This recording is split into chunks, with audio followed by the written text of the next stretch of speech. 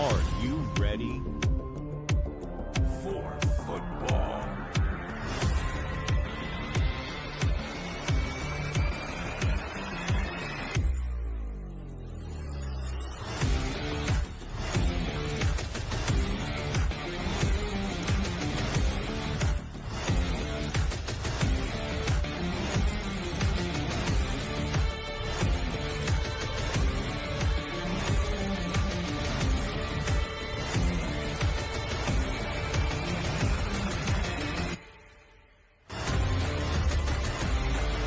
Welcome to the NFL Pregame Report. What up? What up? Ladies and gentlemen, live in effect, playoff wild card Sunday morning.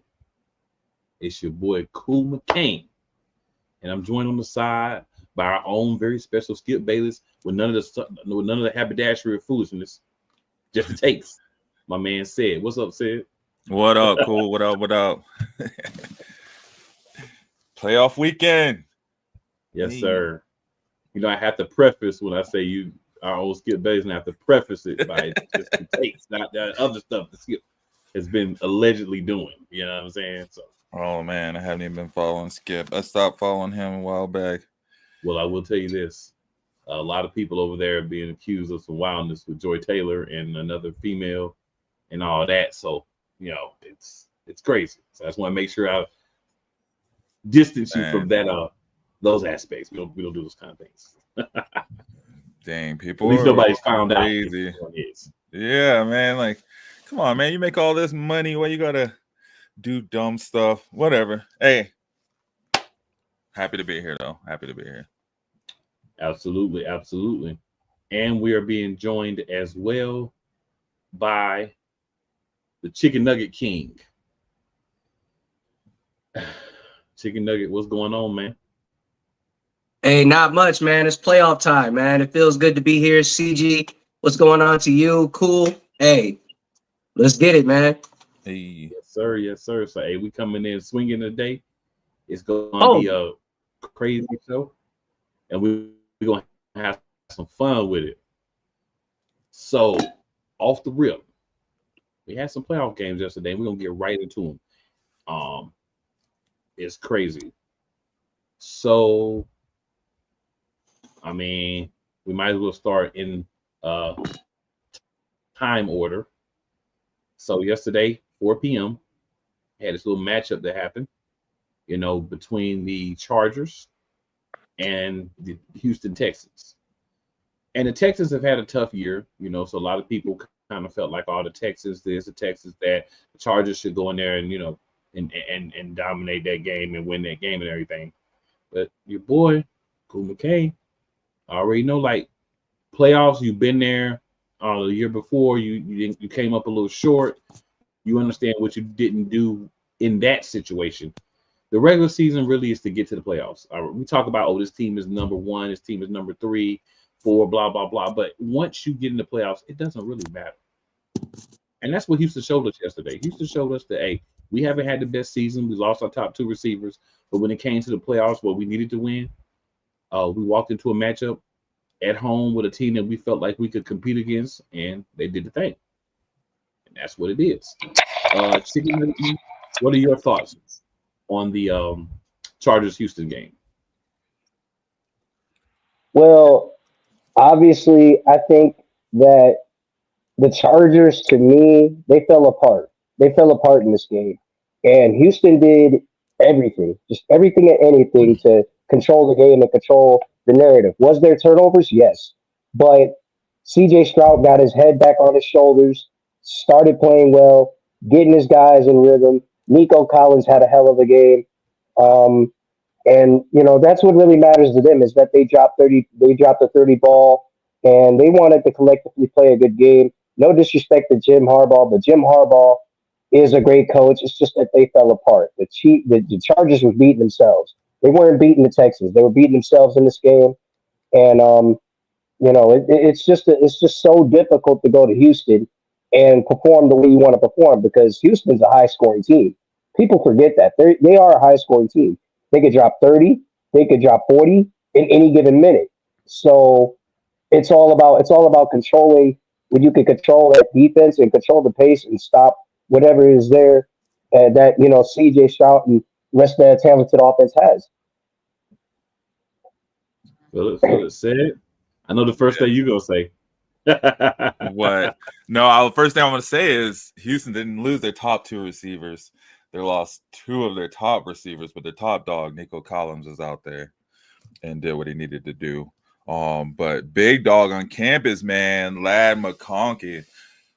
All jokes aside, this dude's been killing it the past 7 games, past 8 games now, and he just showed up and showed out, man. I'm looking forward to see how they build off of that. But yeah, man.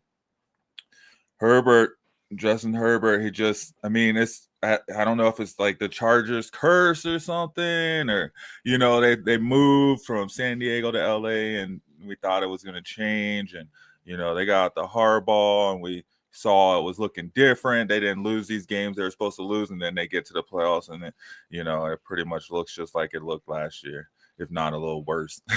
So oh yeah, but no, what were you gonna say? I was going to say that this team fell 0-2 for some reason. LA's 0-2. Like, literally.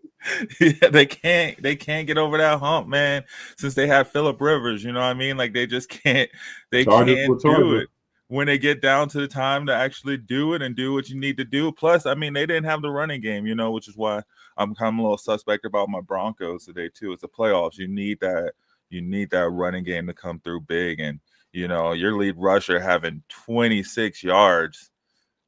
I mean, that's not getting you nowhere. So, there 4 interceptions. I didn't even know it was 4 interceptions. I just felt like I kept watching the same interception over and over.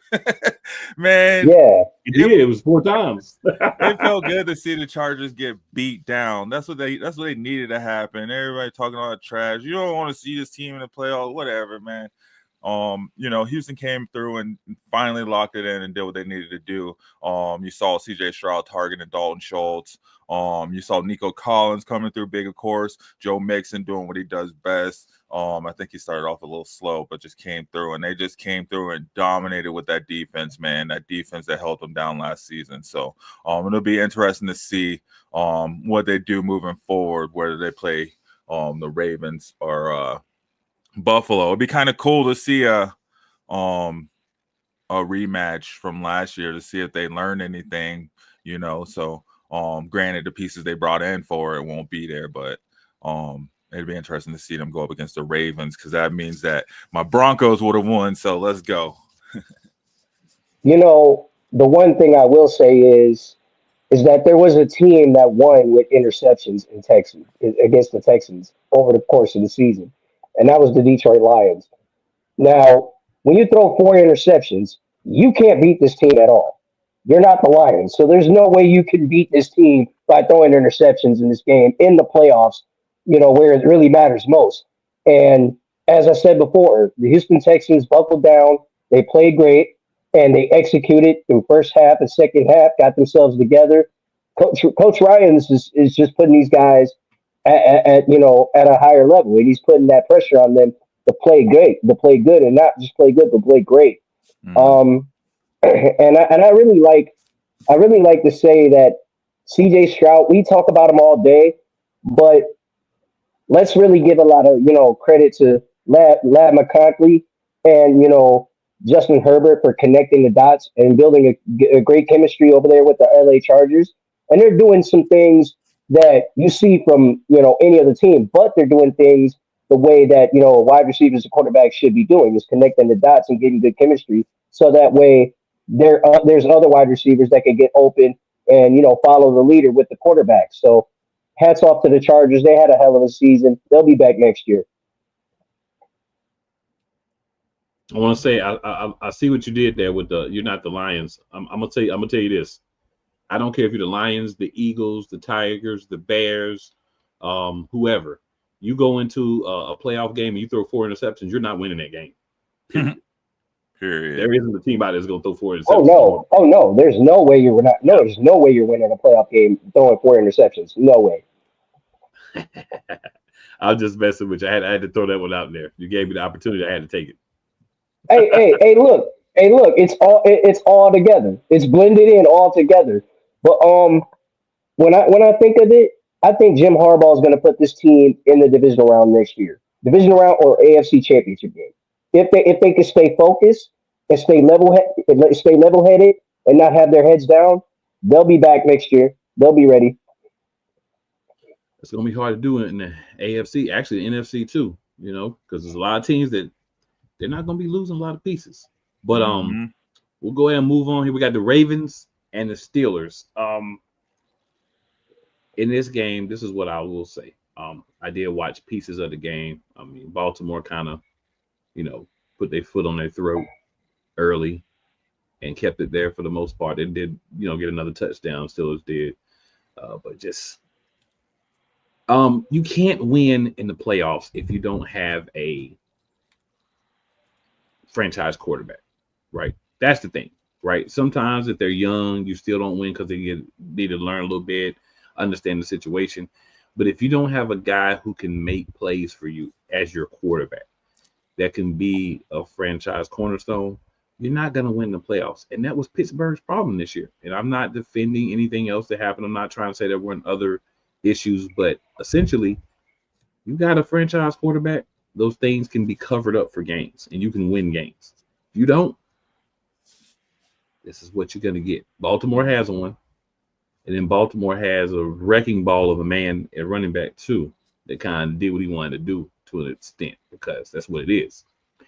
You've got to have those pieces in place. You've got to understand what is needed to compete. Getting there is one thing, competing is a different thing. And there's levels to this. If you're a team like Sedge Broncos, or some of the other teams that are first-time playoff teams in their current form, that's one thing, because, playoffs are a different animal, and you got to get there and understand it to start to prepare for it in the future. But those dad blame Steelers, man, you got to get a quarterback in there. Whoever is going to be your guy, you got to support him. You got to make sure that he has the weapons he needs and the things he needs to be successful, because that's what's hurting the Steelers among some other teams that are in the playoffs but don't have that guy. And if that guy's not there, there's no way. Sid, we'll go with you first this time. What are your thoughts? Man, Lamar's on a mission right now. Let me tell you, they came in and they thumped the Steelers right off rip. Man, Lamar is focused. Like you said, he's ready to go. I mean, he only threw for 175 yards. Feels like normally when you're like, oh, the quarterback threw for 175 yards, like they got like 14 points, right? You're expecting much less. But of course, they had King Henry out there. Just let me tell you, man, Derrick Henry is a beast. I don't care what no one says. I don't care what no one has to say. Dude, it's proof he is definitely on the Mount Olympus or whatever the mountaintop is for running backs when it comes to the NFL. And I'm just happy I got to see his career, because this man is just the perfect mix of like old school plus new school football, the running back style, just a combination of both the running back styles. And it was finally amazing to see him come into the playoffs not worn out, not having to carry the team, not having to worry about if he's going to have to be the dude or not. He didn't even have to. I think Lamar had the first rush or whatever. I have to go through and check. I didn't see the beginning of the game, but like, there's 3 running backs on that team. He doesn't have to do anything. And he had almost 200 yards rushing, man, 2 touchdowns. Lamar Jackson still had 2 touchdowns. They made a statement with this game. They came out and they're ready to play, and they're not playing with anybody. And, man, if they stay locked in like this, I don't see many teams that can beat them. I mean, it's kind of hard to compete with that, man. But, gosh, it was fun. It was fun just seeing Baltimore just come out there and just – Lamar Jackson's been dissecting for the past 2 – ever since I think it was like when they get that new offensive coordinator. What was that, 2 seasons ago? I think it was so, like yeah. 2 or 3 seasons ago, whatever. Ever since they got that new offensive coordinator, man, and people were saying Lamar Jackson wasn't a real quarterback. I remember, joking with JJ on the fan show about, you telling them Baltimore ain't it. They had, that plethora of running backs in the running back room, and they just replaced them all with King Henry, man. It paid off, man. Shout out to King Henry, man. Come on, let me tell you. I was chilling with his sister though. That's another story, but I was chilling with his sister though down last week, so that was cool. But man, let me tell you, King Henry has been going off. Man, these Ravens are on a roll right now, and they're so fun to watch. They're so fun to watch. Chicken nugget, what you got? Well, the Ravens wanted to be, disciplined at the run game. That's what they wanted to do. Run game, run game, run game, run game, and don't give up any momentum to the Steelers. They had a hell of a game. Like, and I loved it. I loved every minute of the performance. King Henry is going to do King Henry, like Mile High said, because that dude is phenomenal. He is a wrecking ball. Mhm. It's like you just can't figure out a way to stop this guy. This guy can have 100 yards rushing type of game, any type of game, any type of week, and he's always going to get you touchdowns, if necessary. So he's a high performer. He's a great player, and he's definitely moving up on the way up. Especially with Lamar Jackson doing what Lamar Jackson does. He's an MVP, very great caliber player that can take his team to the Super Bowl. Now I know it's far fetched, but if Lamar Jackson could keep this up, and John Harbaugh, who's Jim Harbaugh, brother, we spoke on Jim Harbaugh, but if John Harbaugh can keep this up, the Ravens will be in the Super Bowl in no time, because the last Super Bowl that parents they had was in 2012. All that they were missing was a run game. Now they got a run game; they can use it effectively against anyone. So now you got to keep on blending in, keep on building the momentum, keep on playing at a poise that you want to play, and you'll be there. So I got to give all credit to the Ravens. They played good, and Ray Lewis was there at the building. So I mean, that really amped up that whole crowd and that team. So going forward, they have a lot to play for. Agreed. Definitely agreed with that. All right, so guys, joining us in the building, and ironically, Hey, I'm at the perfect time, is our man TJ. TJ, what's going on? Can you guys hear me? yeah. Yes. Oh, loud and clear. Great. Loud I and clear. can't hear anyone else. God damn it. No.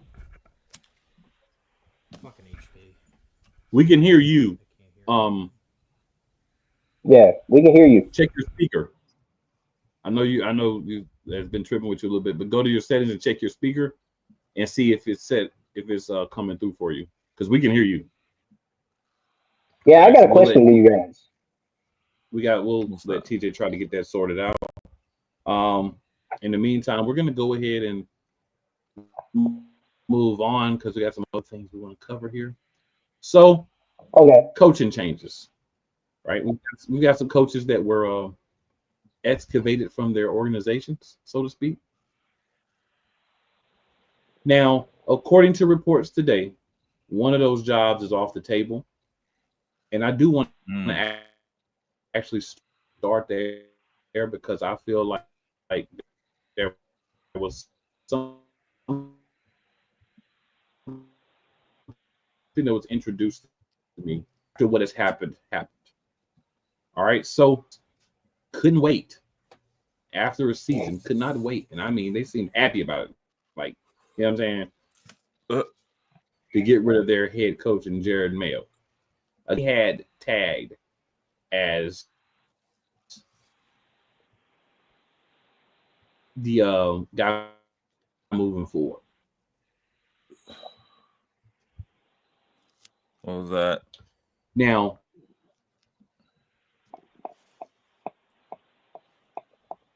twofold here. So I will be more than happy to give y'all, the coaching waiting. So once they did that, they locked themselves in the mail. So the theory that was introduced by my man Flo from Let's Talk Sports is simply this. They made the move. They thought he was going to be the guy. But then once they kind of saw everything, they're like, well, he probably ain't going to be the guy. But if he can get us X amount of wins, his theory was 5 to 6 wins. then we'll at least keep him for a second year and see what happens. But at the end of the day, they already had made up their mind, probably, somewhere along the season that they didn't want him before this season started. But because they had signed that agreement, he was going to be the next head coach. They really gave him a short lease in 1 year. If he didn't get to 5 to 6 wins, he was going to be terminated. Obviously, they didn't get there.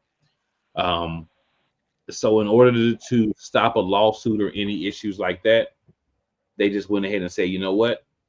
We are going to have him as a coach for a year, and then we can fire him. We can use the fact that, the team didn't play well to get rid of him. I don't have a problem with that thought pattern because it kind of actually makes sense.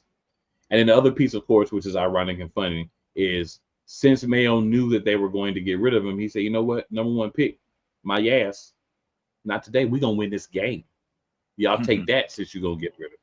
Right? And then, ironically, they go and they sign Mike Vrabel, who was available last year, but for some reason, he didn't really interview a lot. Right? And you're kind of like, well, what's going on? Vrabel don't want to coach no more? Like, what's happening? So what if, and of course, this is just, conspiracy theory. What if he already knew that this job was going to be open and he wanted it? He just had to wait a year and still get paid from the Texans while he's chilling, waiting for this job to come back open for him to be able to get it. Because keep in mind, because they already had Mayo as the tap coach and waiting, they didn't interview anyone because he fit all the criteria. He was already a coach of color. So that was already taken care of. So the NFL wasn't going to be like, oh, you got to interview other people. So there you go. That seems pretty interesting. And I'm not saying that that's true, but it is a feasible explanation for me based on what we've seen happen so far. So, yeah, that was the theory that was placed out. At first, I was kind of like, but now I'm kind of like, maybe that is it.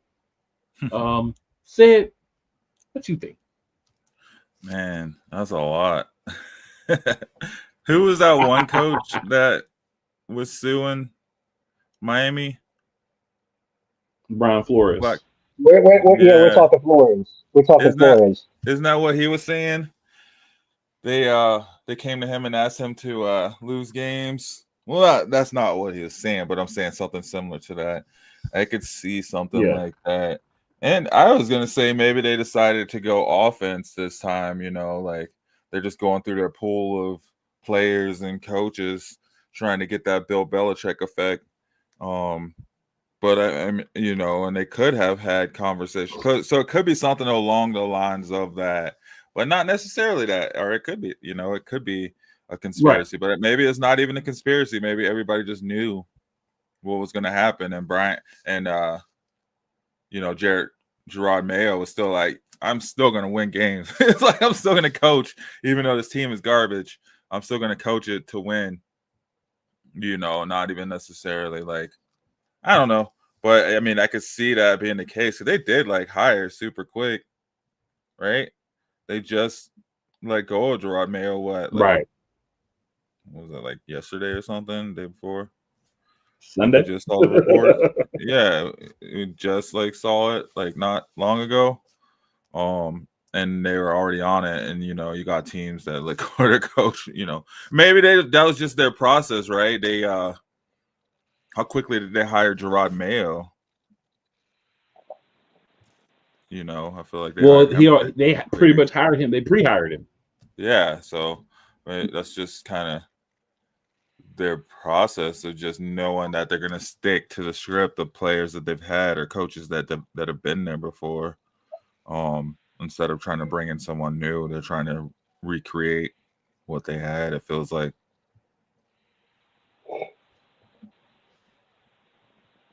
That's an interesting thought. Chicken Nugget, what about you, sir? I definitely have to piggyback off of what Mile High said. He said every correct thing that there was, and it's pretty much a fact. With Gerard Mayo was not going to work out. You could tell it was just dysfunction all over the place with the Patriots and him.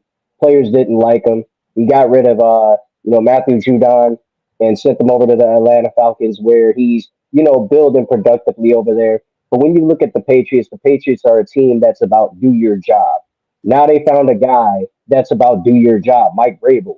Playoff wins, definitely has a great coaching resume. He's done great things with Tennessee before he left and they started to rebuild. Uh, I just know he's going to bring his own guys in. He's going to bring his own guys in. He's going to change a lot of things. I think he's going to build a great chemistry with Drake May. And even though he's a defensive guy, it's only right to see things through with an offensive guy. And I did hear rumors that they were going to bring Josh McDaniels in as OC. So I mean, it's anything can go at this point. Anything can go. It's just all about if they can work and if they can tread lightly going forward this upcoming next season. Gentlemen, we are welcoming into the Hey. mix our Houston Texans guy, Coach Dante. What's up, Coach Dante? What's good, y'all? How y'all doing today? How y'all What's doing? going on, Coach Dante? What up, Dante? Coach Dante. Good. Feels good, y'all. Just celebrating So, Victory Coach Dante, Sunday. since you here, man, we're gonna go ahead and push it back a little bit because we love to hear your thoughts. I know I would, and I'm sure everybody watching would, on the Texans Chargers game, sir. What are you familiar? So cool. You do watch wrestling, right? So you familiar with Mr. McMahon, I do, right? sir. You You know know I when do. you get, when you get interrupted with family business, and Mr. McMahon don't like that, right? And then when you hear the word "sick 'em," Kurt, when you hear that word, that's what D'Amico Ryans did to Houston Tech. He told them go sick Justin Herbert, and that's exactly what they did. I mean, our defensive line was amazing yesterday. I got an all-pro corner and Derek Stingley, who shuts down one side of the field over there and who continues to prove when he's healthy. He's one of the best, probably the top four corner in the league right now. Man, they got a linebacker, ever since he knocked out Trevor Lawrence. I mean, like I say, you like guys like that. I mean, these guys that Miko Ryans know, but this defense, when our defense playing like that, it gives our offense a chance. But yeah, our offense struggled. Our offense struggled yesterday, but the fact is our defense just held Justin Herbert down. And then, like I say, man, Justin Herbert, 3 of the interceptions was on him yesterday. I mean, you look at that interception that he threw across the body. You don't supposed to never throw a ball across your body or across the field. That was his fault. The last interception that Derek Stingley caught, the first one, I mean, there was a drop pass. It was a drop pass. But the last 3 was his fault. He definitely struggled. We actually played good against good quarterbacks this year. We actually played a tough quarterback outside of Lamar Jackson. We actually played him well. So, I love this defense. When our defense is out there playing and shutting down teams, we can play with like anybody. Not saying we beat anybody, but we can play with like anybody. And we closed the game out with the run game with Joe Mixon yesterday. CJ Stroud opened it up. I mean, we had nothing going before this play. He literally drops the ball, picks it right back up, and threw it across his body, wide open to Xavier Hutchinson. That was the momentum right there. That was the breaking point right there to why the game went the way it went. So, again, CJ Stroud, showed up. This offensive line showed up at the end. The defense, damn sure, showed up throughout the whole entire game outside of the touchdown that Lane McConkey got. Oh, that was a crazy touchdown. That was a crazy catch, right? That was a crazy I was going to say,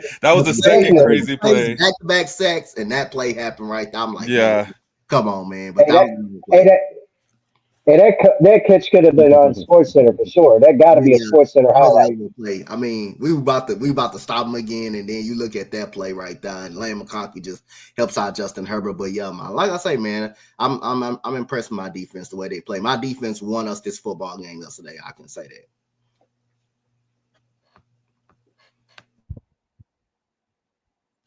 Definitely. So, Coach Dante, you actually came in. We were discussing what's popping off here in New England. So we've got, the head coach got let go a week ago. They already got Vrabel in. I don't know how much you might have heard before you hop on, but there was a theory that was brought to my attention on the NFC Beast last night because we were talking about these, that perhaps they really didn't want him after they had already told him he was going to be the coach in waiting. And so that wouldn't be a lawsuit. They basically said, let me go ahead, bring him in. We're going to give him a year. If he can't win at least 5 or 6 games, we're going to get rid of him. And then they already had the guy that they wanted in place in Mike Vrabel because, they weren't able to go out and do a proper search because they already have promised him the job and his contract and everything. And you breach that, there's going to be some ramifications. So your thoughts, if any, on that, and then just on the move of getting rid of him after 1 year and then bringing in Vrabel. I mean, again, it's kind of like maybe similar to how the Texans did David Cullen, Lovie Smith. They weren't never going to be the future coaches of the Houston Texans. DeMeco Ryans was always picked to be the coach, was wanted to be the coach of the Houston Texans, and look how it turned out. Same situation with the Patriots. I mean, Gerard Mayo wasn't going to last this whole season. I mean, especially the way he didn't get along with players. And, when you don't get along with players, man, and when you lose the locker room, that's it for you. That's one thing I can say is it for you when you lose that locker room. And he apparently lost the locker room. They have something over there in Drake May. They got their guy. And they stole Mike Vrabel away from the Jets, too. They stole him away from the Jets who actually wanted Mike Vrabel. So you stole him from a divisional rivalry. I mean, he's a guy who won Super Bowls with the New England Patriots. And like I say, he's a guy that don't take no crap. I mean, this team got something going on. But other than that, I don't think Gerard Mayo. You can make a case that I don't think he was ready for be a head coach. Yeah, I think he could have made a good linebackers coach or something like that. But again, like I say, man, it just everything just then you traded. I think your best two defensive linemen. You traded probably your best two defensive linemen too. So I mean, it just then you didn't have any type of receiving help at all. I don't know what happened to the running game. I mean, you have some bright spots in Drake May, but they had to get a coach in now who can come in and get some stability of this team. Someone that knows how to take control of the locker room, who has won games before. Mm-hmm. Exactly. Fair enough. I will say one thing about this. We move on is simply. Mayo was a linebackers coach, right? So you kind of like, why would you take a linebacker coach and make him your head coach away, right? You didn't go through the ranks of like being a defensive coordinator or anything. So you kind of look at that and you're like, did you put him in the best place to be successful? Did you think maybe it was going to be another year or two before you were going to actually get rid of Belichick? Like, what was the original thought and when did it change? Because clearly there seemed to be a change in what they wanted and what they ended up doing. So just want to throw that out there, get everybody juices flowing this morning. So we'll move on to the next opening that's out in the building there. And that's going to be, of course,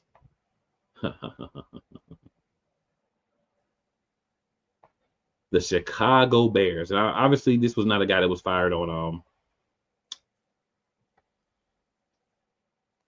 Black Monday or Tuesday, but he was a coach this year and they did let him go. So thoughts on the Bears job, guys? Go ahead and start this with Chicken Nugget. The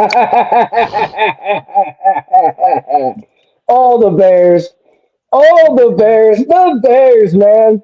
Oh, Cook. Oh, you know what? Cool. You got to let me cook on this one. You got to let me cook, man. Let me cook. I got the kitchen. Let me cook on it. The Bears are a laughing stock right now. They're a laughing stock. They don't have an offensive line. Their quarterback has gotten sacked over 70 times this season.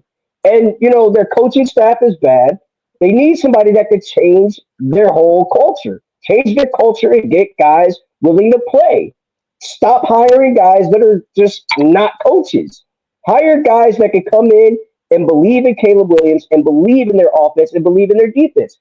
Defense and special teams is 2/3 of their team. They need an offense. You can have wide receivers. You can have DeAndre Swift. You can have it all over there. But then again, you're failing. Stop trying to do too much. Build your offensive line and get set and do things right. Don't sit there and embarrass your own franchise QB. It's bad. It's horrible. It stinks.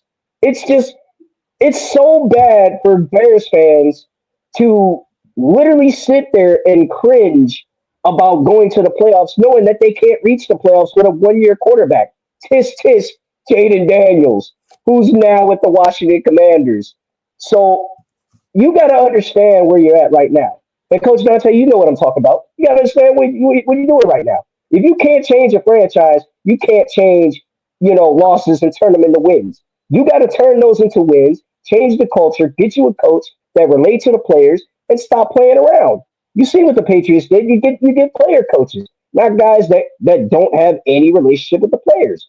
Do that, change that, and then you'll see some results. All right, Coach Dante, what's your thoughts? So I'm gonna go another step further than he did. Like he said, you got the first thing if you're gonna change a goddamn franchise, you need a goddamn coach. That's what started off. You need a coach. Another thing, you need a fucking quarterback. If you don't have a quarterback or the coach, then you won't be good in it. You won't be a good team in the NFL. I mean, I think the Bears had a quarterback, but you didn't have the damn coach. You didn't have the coach. You had the players. You did have the players. Let's not make no excuses about that. You had DeAndre Swift. He's a solid running back. He pretty much stayed healthy for a little while. You had Keenan Allen, who still could do it. You had DJ Moore. DJ Moore. You had a defense. You had all the cake. You had all the cake, ice cream ingredients. You just didn't have the coach. But again, you had enough talent to override the coach. They lost so many close games. They lost a lot of games that they even shouldn't have lost. Caleb Williams, he had a okay rookie season. Wasn't really nothing special, but again, he made some mistakes early in games that he actually some boneheaded rookie mistakes that he actually should have made. It was times they went away from the running game a lot. It was times that the defense got tired and couldn't get the job done. But I mean, if you don't have a coach and if you don't have a quarterback, it's going to be hard to win in it. It's going to be hard to win in the NFL. I think those are the two things you actually really need to be a successful, be some type of a successful team in the NFL. Now, I done seen a lot of teams be good without a quarterback, but they also had the coach in play. They also had coach in play. But I think I think those are the two things you actually need. If you don't have a quarterback, you got to at least have a great goddamn defense. You got to have an all-time defense if you at least don't have a quarterback and a head coach. And I think the Bears, they had a good, very solid team on paper. They had a very solid team that can compete with anybody. They didn't have the coach, and I think that's one thing that set them at. And they also lost some very close games, like the Hail Mary game against the Hail Mary game. The Hail Mary game ain't no win where you should have let the Commanders win on a Hail Mary. Well, ain't no win where you should even let that happen. But that goes because again, you have no discipline. Plus, you didn't have no discipline on the team. You got a player that's on the field talking to the fans instead of worrying about, and then you got a Hail Mary. You got a Hail Mary put up. You over there talking to the stands and a Hail Mary. You let a man catch a Hail Mary. Noah Brown. You let Noah Brown catch a Hail Mary, but you over there talking to the fans. You over there talking to the fans. I mean, it was just a miss this year. It was, and that's how you lose games. You had no discipline. You had no structure in that locker room. The players was upset. DJ Moore, don't get upset too much, but when you seen DJ Moore in the Texans game walk off the field tired, when you see DJ Moore frustrated in interviews, when you see players frustrated in interviews, that's a bad sign. So yeah, they had no structure, they had no culture, and they had to get the coach up out of there. The coach had to be the one to go. But the team was just disappointed as a whole because you had enough talent. You just really had enough talent on paper to win games. You really did. So it wasn't just the coach, but the coach will always get that first spot, and the coach was a problem. He was part of the problem as well. He was a big problem. And might I add, you're not the Bears. You're the boneheaded Bears. The boneheaded Bears. I mean, it's poor. It's poor to watch a franchise like this. And if they don't change things, you to add to that, go ahead. Nah, I was just gonna say, man. Yeah, they just really need a solid coach who knows what he's doing. You know what I mean? Who comes in with his game plan and his focus on how to turn that around, because they do have some really great pieces, right? They have a really good receiving core over there with DJ Moore. Their running back room is decent.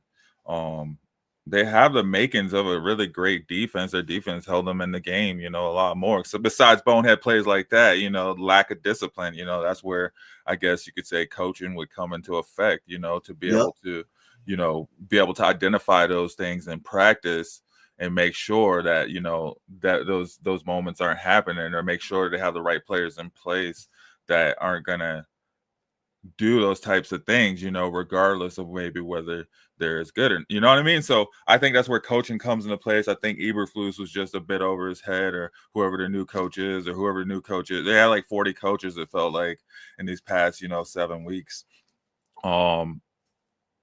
It's gonna take just gonna take a coach to come in and know. It's gonna take like a Harbaugh, or honestly, like a Sean Payton, a coach like that knows what they're doing, what they're gonna do, and that they're gonna come in there and do their game plan regardless of what happens. You know what I mean? Like, if it includes Caleb Williams or not, hopefully it will to start with. They're gonna look to see if he is that guy. You know what I mean? But they are gonna need like a Denver type overhaul, where it's like, okay, we may be paying this guy, but maybe it's time to go in a different direction, especially you can't have your rookie quarterback, it's supposed to be the face of your franchise, come out there and say, he can't kick the ball too. You know what I mean? Like, that's some Giselle type stuff after you won your 3rd Super Bowl, right? Like, that's not your 10th game in the league, when your team doesn't even have a winning record. So you need a coach, somebody that's going to eliminate those moments, because maybe those moments eliminated, and that taking that energy, taking and focusing in the right direction, it is what they may need, because they're really good. They were looking really good. We were all talking about the NFC North for most of the season, how good the division looked up and down, and that's what they're competing with, and they were competing. So maybe not just a coach, but I think a coach, I think like a solid coach that knows what he's doing is going to get them in the right direction and get them turned around. Maybe like a Gerard Mayo, right? Nah, I don't know. No, I don't think they need a Gerard Mayo. Like, Stop it, Dan. I think they need. I think they need more of an offensive minded coach, because the way I look at it, their defense is solid. Their defense was good. Their defense was like not one of the problems. Their defense was solid all year long. But the thing with that though, Coach Dante, is when you bring a new coach in, they're probably going to have a different defensive coordinator. So if you don't get the right coach, they can take that defense, and screw it up. If you don't get the right coach. I think they got the pieces on the defensive side. It just really depends on what type of defensive coach they need. I like their defense overall. I just think more of an offensive minded person to get this all, because you got too much talent on the offensive side to be struggling scoring on the offensive side of the ball. You got too much talent. Maybe even keep the same DC. Maybe if you can get the DC to stay. Keep the same DC. Keep the defensive staff and bring it on. Again, just bring the offensive head coach in and just keep the same defensive staff. But again, Matt Eberflus is a defensive guy too. He's a defensive guy that happened to be the goddamn head coach. So at the end of the day, hey, maybe he should come back as a DC. Go ahead. The one thing I will say is, you can't have Ben Johnson, so stop calling him. You won't have him. Okay? Ben Johnson's gonna be going after this season, bro. Hey, look, somebody's gonna offer him a lot of money. I'm gonna hang on. He's not gonna be your OC next year. It happens. You were the number one seed. I think that made playoffs. I think that was your OC leaves. Yeah, I know he's not gonna be there next year, so you might as well get ready. Cool. Hey, cool. You're right. It's a business at the end of the day. But the Bears, you can't have Ben Johnson. You can have Bobby Slowick.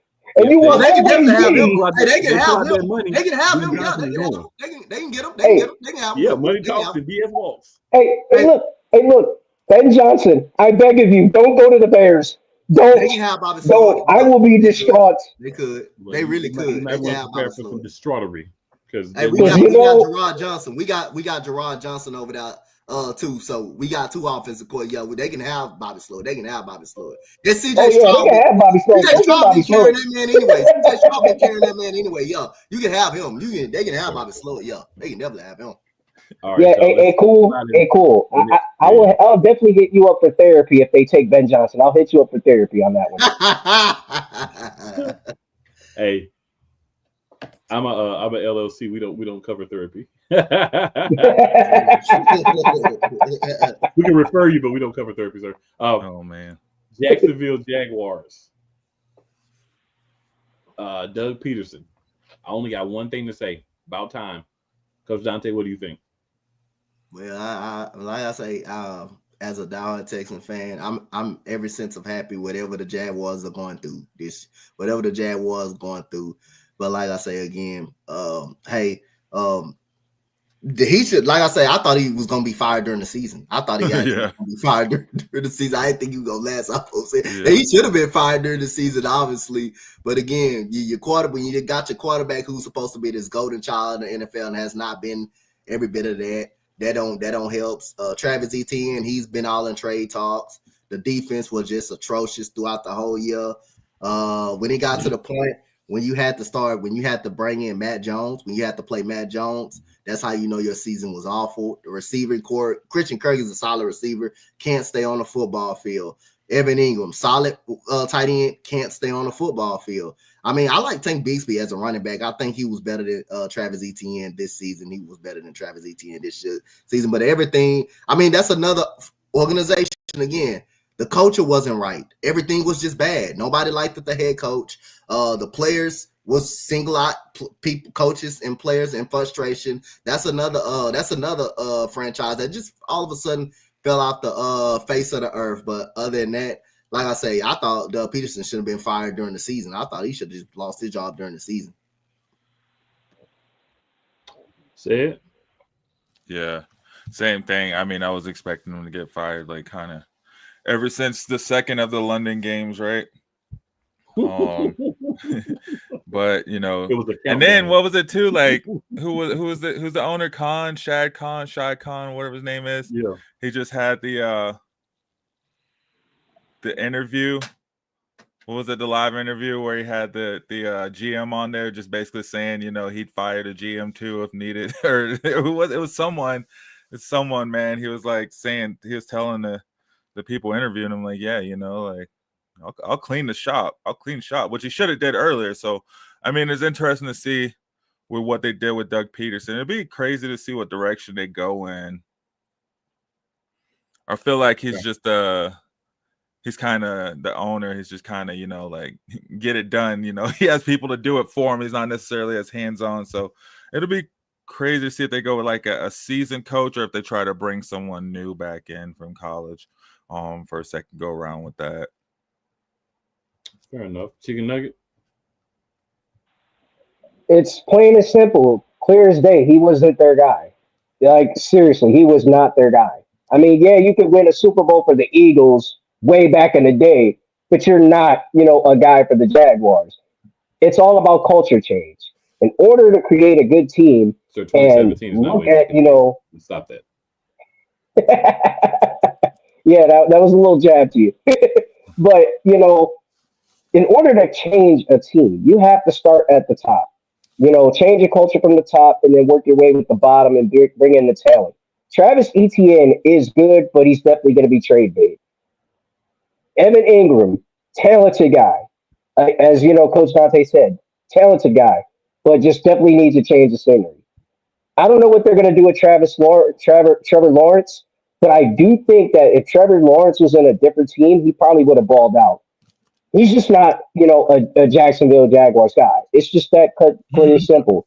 They need a change of scenery. They just need to clean house and change things from the top in order to work their way from the bottom and make themselves decent.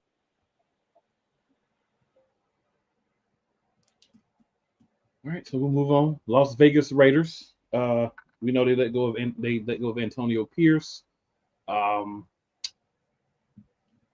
Rumblings of locker room dissension there. Once you lose the locker room, like Coach Dante said, I mean, you pretty much got to go. Ain't too much to really add for me for the Raiders. It kind of felt like it was the natural move that was going to happen at some point anyway. Pierce was really only an interim coach. They just gave him a contract. They wanted to see what he's going to do this year. If he didn't get them where they felt like he should, they were going to let him go, and that's pretty much what happened. We'll go ahead. Sid, let's hear what you got to say first on this. What was that? Sorry, I was reading something. Raiders. Oh yeah, I didn't expect to see this. I thought they were going to keep Antonio Pierce for another season and try to get him a quarterback, but I guess that wouldn't made sense either. Like, you might as well just restart, get a coach and a quarterback at the same time. So yeah, I mean, it's just crazy to see the two different directions the Raiders and the Giants went in with their lineman coaches. The Giants choosing to have faith in their coach and continue to move on. The Raiders choosing to think that it was the coach. They just keep going through coaches, man. It doesn't really help until you get something locked in and locked in place. I know we've all seen it from all our teams. Like, you got to have that consistent, right, Chip? Yeah, so he knows what's up. You got to have so I didn't expect to see it happen with the Raiders, but I did expect to see it happen with the Raiders. They were just really dysfunctional. And then once they got rid of Devonta Adams, it was like, okay, man, like maybe they're done. But then Brock was going off, so it was like, okay, well, maybe they're, hanging around. But they need to get a quarterback. They get a quarterback in, man. We've seen what Brock can do with subpar quarterback play. So if they get something that's somewhat relevant, it'll be interesting to see which direction they go in.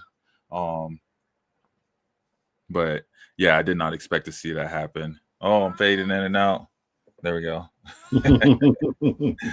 Let's getting out of here. I was like, oh, I don't want to talk about the Raiders like this. Right. Chicken I nugget. mean, at least the cat. Hey, the cat is making some good points over there. I'm hearing the cat. The cat definitely making good points with you, CG. That's what I'm saying. You're like, yeah, you're right. You're right. We didn't expect it. We don't care about them. Yeah. They let go Telesco, if I'm not mistaken. They let go the GM. They let go Antonio Pierce, who is from Compton, not from Las Vegas.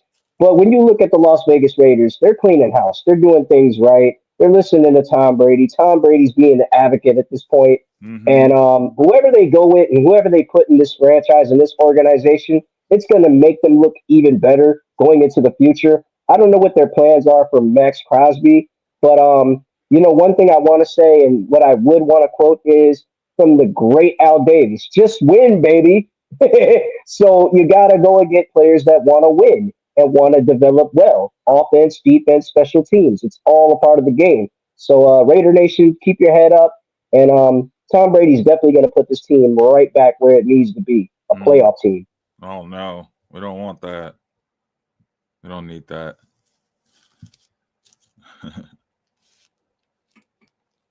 I mean, hey, it's from a Lions fan. Dante? I'm gonna say this. This is the only coach I would kind of vouch for right here. What did Pierce have in coming into the offseason? What did he have? He had no running back. That's on an organization. He can't go out and they got him the mustache. They lost Josh Jacobs. They had no plans on re-signing Josh Jacobs. They didn't have a running back, so you knew your running back room wasn't going to be good, and it wasn't. You didn't have, who you got at wide receiver outside of Devontae Adams. Who you got outside of him? You have a nobody outside of him. You didn't have a good offensive line. Your defense was somehow supposed to be good. They wasn't good at all. So who did Antonio Pierce have much to work with? Like, this is the only coach I really will say that that didn't really have much talent around him, and he had to go with what he worked with. But the thing I would say he messed up on is, like I say, the quarterback situation. Aiden O'Connell looked at good pride going into last year, and Gardner Minshew came in. So you went off the year Gardner Minshew had with the Indianapolis Colts, and you chose him over Aiden O'Connell. Matter of fact, both guys struggled in training camp. Both guys struggled coming in training camp, and you chose the wrong quarterback. Plus, again, like I always said, what Cool just mentioned, you lost the locker room. So when you lose the locker room, hey, you got to pack your bags and go. You just got to pack your bags and go. But that's the only coach I will say that really had a horrible roster. Nobody really thought the Raiders would be. I didn't thought the Raiders was going to be really good this year. I really didn't think they were going to be a playoff team. But this is the only guy I will vouch for that didn't have a good that didn't really have a good roster. Bad quarterback play, bad running back play, bad receiver play, and especially with Devontae Adams gone, even more worse receiving play. Your best receiver was your tight end. That was your best receiver. Your best receiver was basically your tight end. That was it. And bad offensive line play. outside of Mass, you paid Wilkerson all that money. He gets hurt by his own damn teammate. He gets hurt by his own teammate. You paid that man all that money, and he gets hurt by his own teammate. You got Max Crosby over there crying and frustrated. I mean, what did Antonio Pierce have to work with? But I understand again. I said it over and over. When you lose the locker room, you just have to pack your bags and go. But that's all. That's all I gotta say. The Raiders just a dysfunctional organization, and again, Tom Brady, a lot of pressures on that damn front office to pick the right quarterback. You need a quarterback in this room. Going in with Aiden O'Connell and Gardner Minshew, that's not going to get it done. But you need your first position. You need a quarterback in the NFL draft. That's what the first thing you need in the NFL draft, and then you set everything up from there. Matter of fact, you get the coach right first. You start off, you get the coach. So they go get Shador or what? You got to get GM. You got to get coach. Yep. You lost the ability to probably get one of the top quarterbacks. So they're gonna get Dion. I mean, they getting Coach Prime. So y'all, we're gonna hit the chat up real quick here. So Sports PSP, thank you for watching. Says, is Herbert a playoff choker? Yes. I don't think he's had enough. I don't think he's had enough games to say he's a choker, but he has had 2 choke games. I mean, it's only 2. I mean, you know what I'm saying? Against the Jaguars. And the Texans was a given. I didn't understand why the Texans were the underdogs in that game. I don't know why everyone because our offense. Man, that offense woke. Nico's my dude. No, we woke up because of the defense. We woke up because of actually the defense. That's the reason. Yeah, that's true. That's true. But I feel like CJ Stroud had his feet up under him a little bit better too yesterday. After he threw that pass to Hutchinson, I would like to say about Aiden O'Connell and Minshew, Gardner Minshew. See, Gardner Minshew and Aiden O'Connell are mid quarterbacks. They're not top tier. They're mid quarterbacks. They're not starting. Yeah, they're not starting quarterbacks. They're more of background guys, more of the guys that are sitting back just watching on the sidelines with a clipboard. That's what those guys are. But if they don't go in the quarterback direction, don't be surprised if they're just like locked in and zeroed in on Ashton Genty, because Ashton Genty is a dog, like straight up. Like that dude is doing things that great running backs could do for a long time, and I think he could last in the pros. I think he could definitely hold up. I think that's a guy they can look at if they need a running game. Now that Josh Jacobs ain't there no more. We'll definitely see what they do about that. So, bottom line sports, man, Flo says Ben Johnson is gone. Definitely agree on that. Hey, look, that's gonna put me through sanity. Well, hey. That's the cost of being good. So I have no pity for you. The bottom line sports also says the one constant here is the QB.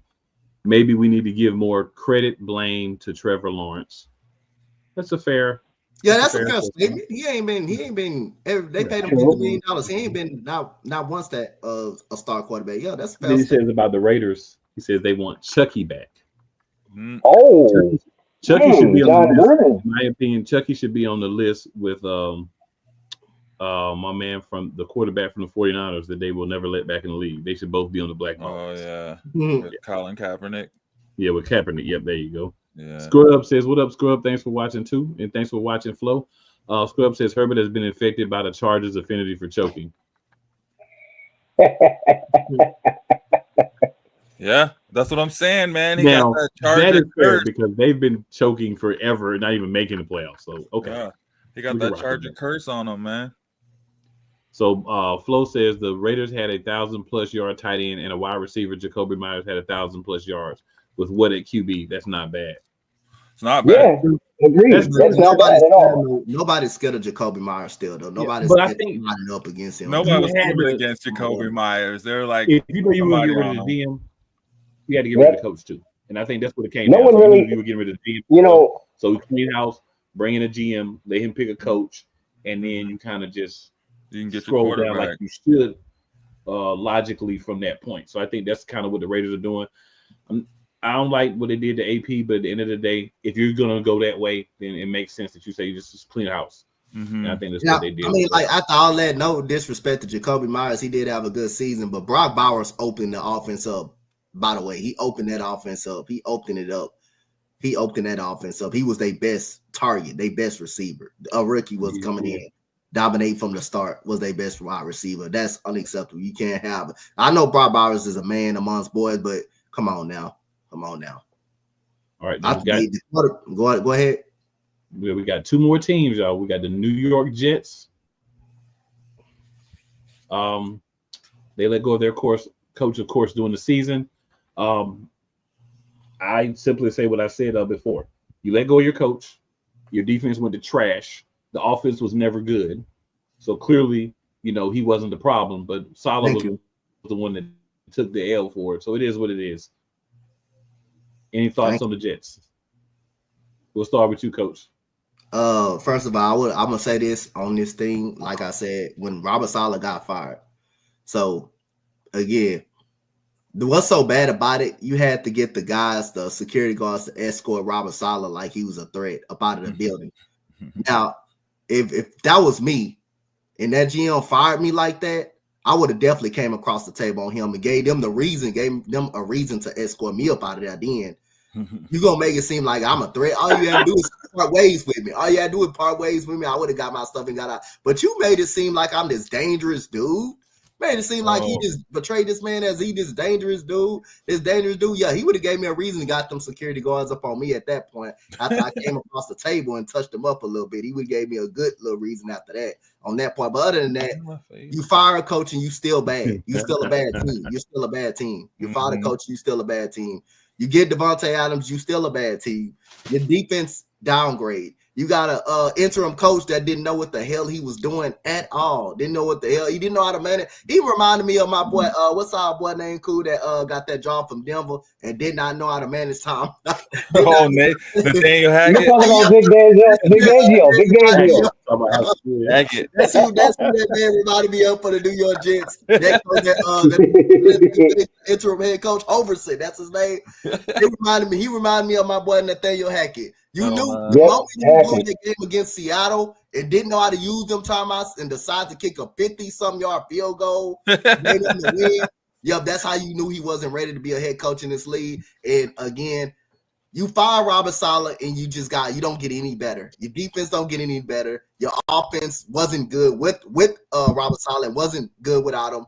Breece Hall was very disappointed. And you get Devontae Adams. You said you needed a receiver, you get Devontae Adams, and you still bad. You're still a bad team. So other than that, and then you lose Mike Vrabel to the Patriots. You lose him to the Patriots, the one guy that you actually you lose Mike Vrabel to the Patriots. So the Jets another team that is gonna continue to really be bad, a bad organization. A team that's gonna be really continue to be a bad organization. Sauce Gardner, now they calling those holding calls on him now.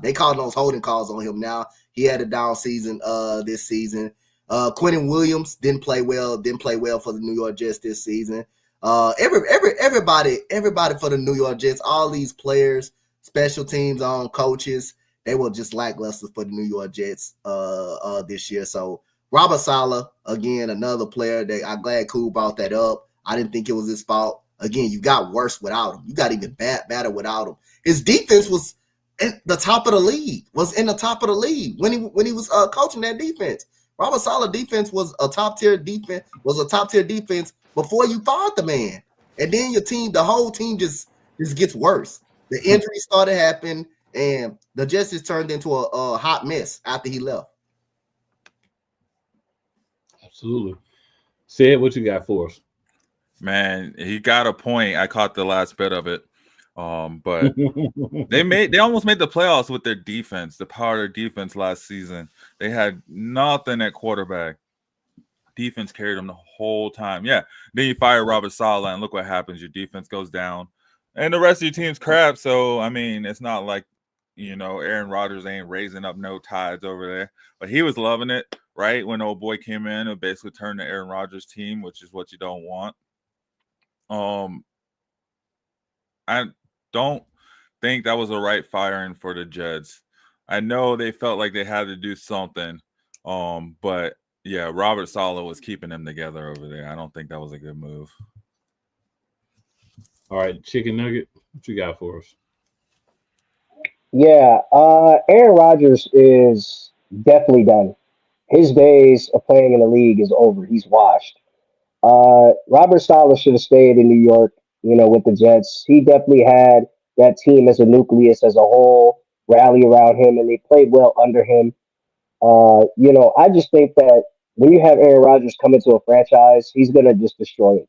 He's gonna make your whole franchise become a complete dysfunctional, show. It's a circus over there, and they need to, re-up on quarterback and get their chances at taking one. If Shador Sanders is available, go ahead and take him. If Cam Ward is there, take him. Whatever's there that works at QB, go get them. If they're at the top five. Um, but I do think that they need to change some things at head coach and go get a head coach, a very good head coach that could bring them together, and not only bring them together, but make sure that they have a front office GM that knows how to pick wisely and choose wisely in free agency as well. So for the most part, Aaron Rodgers is good as gone. You're going to change things after he leaves. Hmm. All right. I think Bobby might be on. Are you there, Bobby? Hey, I am. What's up? I'm mobile at the moment, so bear with me for the shit sound quality. moving. So we were talking about the next to last team that is going to be getting a new coach, the New York Jets. Any thoughts on the situation with the New York Jets, sir? I think they should have never. I don't think Sala was the problem. Right. That was never the problem. He was a scapegoat. That's what Mhm. that was. Who do I think the next coach is going to be? I know. I didn't really ask that. You can give us. Mhm. I know who it's not going to be. Mike Vrabel. Not gonna be Mike Vrabel. Maybe. It's definitely not going to be Mike Vrabel. Mm-mm. Oh no, it won't be Mike Vrabel because Vrabel signed with the Pats. Yeah, we talked about that. You missed it. So he's off. Do you think? I mean, if I was Ben Johnson, would you want to go to a situation like what's going on in New York? No, Hell no. not at all. Of the teams that are available, No. let's be Not real. at all. Of the teams that are available, Chicago is the most interesting. For Ben Johnson, he's not gonna do Yeah, that. So Stay where he at. the one thing with Chicago that would worry me is that there's no offensive line there. None. You're going from Detroit, who's probably got one of the best offensive lines in the league, outside of Philadelphia, who I think has the best offensive line. But, you're going from a team that has one of the best offensive lines to a team that has none. I don't know. And you're an offensive coach. I mean, that might be really, really hard. Mhm. So Yeah, who do I think? would. Who do I think they? I mean, if they wanted Ben Johnson to go there, they would have to probably grossly overpay that man. It's tough. I'd have to look at who's the coaches that are available. I mean, I don't think Adrian Peterson's going to get another coaching gig. I don't think he's going there. I would have to take a peek, but I know that job in New York is not appetizing. There's a lot of problems there and a lot of dysfunction. You'd probably have to bring in your own GM as well. So I don't know who's there. It's going to have to be somebody who really knows what they're doing. I would think it wouldn't be a first time coach because that would be tough. Mhm. I think you mean Antonio Pierce. You said Peterson, but we're going to move on. So New Orleans Saints are the last team that let go of their head coach.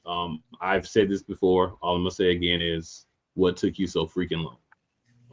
Bobby, we're just going to swing back around. We'll start with you on this one. New Orleans Saints, any thoughts on their head coach situation?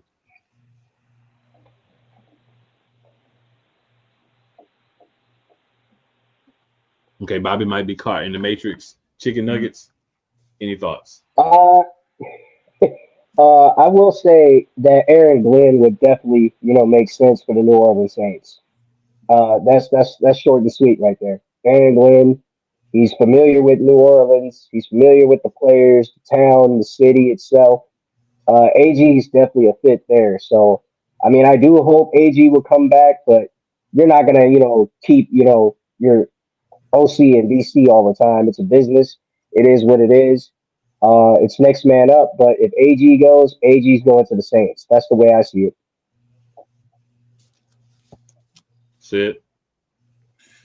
I mean, I think the Saints might be the second best destination if Chicago is the first best destination of all coaching availabilities. They just don't have a quarterback. They That's the big thing there. do and they don't. You're right. They have a holdover at least. They got a holdover at least. So, oh man, keep fading out, looking all weird.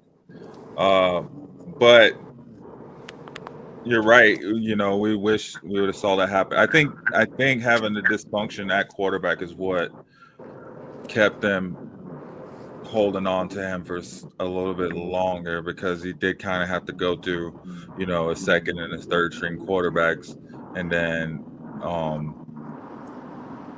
what's the guy they drafted? The off-brand Pat Mahomes. He just did not work out. Spencer Rattler. Spencer Rattler. There we go. Spencer Rattler. Mahomes. Yeah. He is not it. So I think that's what kind of kept them with the coach for a little longer. But I think that's a good destination. And also I think watching the Broncos kind of work their way, chisel their way into the playoffs, and Sean Payton make his way into the playoffs just kind of pissed off Saints ownership a little bit more and more each week, to where they were just like, nah, we got to get somebody in here. They're probably going to be looking for somebody that's going to be a little seasoned as well. I think instead of trying to strike, you know, lightning, they're going to be looking for somebody that can do a complete rebuild, because they need to completely rebuild that team from top to bottom. They need to get rid of everyone, not even just the quarterback. They need to get rid of every single player. The Saints are in a similar situation to the Jets. They just the upper mid, like they need a 1 million, they need a whole culture rebuild. Like it's a whole rebuild there. A first year head coach is going to struggle down there. Mm-hmm. What you think, Spencer Rattler is a college QB. He just wasn't cut out for the pros, in my opinion. Everybody knew that, but the Saints. 100%. Spencer Rattler's game was never going to translate. It was never was. No, just Coach Dante? no. What are your thoughts, man? We don't need to spend our time talking about Spencer Rattler. It's a waste of our breath. Yeah, my bad. I wish we could. One thing I want to stop. I want to stop talking about coaches that don't know how to manage timeouts, bro. Oh man, I'm really actually getting sick and tired of that crap, bro. Literally, bro. I mean, Dennis Allen again. If you like him as a defensive coach, you could keep him as a defensive coach, because that's what he's actually good at. But again, another move that needed to be made, that should have been made at the start of the season. They gave all that money to Derek Carr just to have a noodle arm and struggle. I think their defense is solid, but their offense, Alvin Kamara couldn't stay on the field, even though he had an okay season. But I like their receiving core, and Rashim Shaheed and Chris Olave. I like those guys. A quarterback will be good. A quarterback will be good over there, but I don't know if they're going to move on from Derek Carr. If you could just find the right coach, I think the Saints still could be a good team. I think the Saints could still be a solid team, especially the way they division is too. The only reason that's going to keep the Saints going is their division. I just think you just need the right coach. I like the Saints squad. I actually like them overall. I think they will have a chance because the division is not so good. Once again, it's leadership, man. A rudderless ship. Mm-hmm. Exactly. Disciplinary and complementary. Well, that's the one thing that's a theme throughout all these teams that we just talked about, the new head coaches. There were issues with the locker room, issues with players, things like that. And if TJ were here, TJ would say he feels the same way about the Steelers, as we all know. We've heard him say that several times. TJ's computer hates him, though. Yeah, but he would say, like, you know, the same argument that we're having with some of these other things. He would point out the fact that Tomlin's been there a long time, but some of his better players have had problems in the past. He'd talk about Antonio Brown. He'd talk about Le'Veon Bell. Some of the issues, Pickens. The other gentleman, Dude, smoothed out of if the you way don't really have quickly. good, And yeah, all no, of if you don't have good leadership, you're screwed. You could have the Yeah. best team on the planet, but if you have nobody to lead it, you're screwed. So yeah, that would be that. So a couple of comments here in the chat, and then we're going to talk about the teams that we didn't already talk about. So all these teams that had new head coaches, we're not going to rehash those conversations, but we'll talk about the other teams that have not made the playoffs, and then we will quickly make our picks for today's game because we're already at 1:15. Y'all been long-winded today. We already at 1:15. Now we're 15 minutes. Bottom Line Sports says once they fired Salah, and of course talking about the Jets, what did you think was going to happen? Then they get Adams the following week. Just keep your HC and add Adams. Just a terrible move. The Jets will jet. As Key would say, JETS, just end the season. And finally it's over. The Bottom Line Sports also says Jets need a veteran head coach to have credibility with Aaron Rodgers. But Aaron Rodgers' contract is over, so they probably don't even want him back. He did nothing for him while he was there. Bottom Line Sports also says, why not just bring back Rex Ryan? He's been strongly suggested he wants the job. If Rex Ryan wants the job, I mean, sometimes you give somebody what they want, and then you remind them that they want it. That's all I really have to say. Well, the other thing too is that he's a vet. You know, like he would. You need someone like that. Someone that is cut like a Ben Johnson. There, in my opinion, wouldn't do good. Wouldn't that would be too much for a rookie head coach, that type of a situation. And then Bottom Line Sports, our man Flo says Saints need to march for Arch. They can, if they keep Spencer Rattler as starting quarterback for next year, that's going to help them be in a very good position to get the number one pick the following season. Flo also says Rattler's a rookie. Too soon to say he's not good. He came into a tough situation. Look at Bryce Young. He looked like a bust after a year and a half until late this season. My only argument for that, or I guess comment, not really argument, because is you saw some flashes from Bryce Young. You just didn't see him consistently put it together. Like he wasn't terrible the whole game. You saw flashes. It just didn't come together. I don't see flashes from Spencer Rattler. No, I just see a guy that goes out there. Well, he didn't have a chance either. He didn't have his wide receivers either, though. But I agree with Cool though. I agree with Cool though. Like you watch some of these games where Bryce Young really did play. Really did play well. So there is at least some potential there. Rattler just looks like the ability to read a defense and react to what's going on in the field. Just to me, just isn't there. All right, so the teams that we have not discussed NFL draft-wise. Tennessee Titans. Titans were terrible. They're deserving of the number one pick. They made a horrible choice at quarterback, and if you don't have a quarterback, you're going to suck in the NFL. That's pretty much the thing for Titans. Anybody want to add anything about the Titans quickly? All I'm going to say, that goes for any team, though. If you don't have a quarterback or a head coach, you're just not going to be good. That's just me. It's a standard. If you don't have the coach or the quarterback, or at least have the quarterback that can give you some damn stability, you just really not gonna be actually good.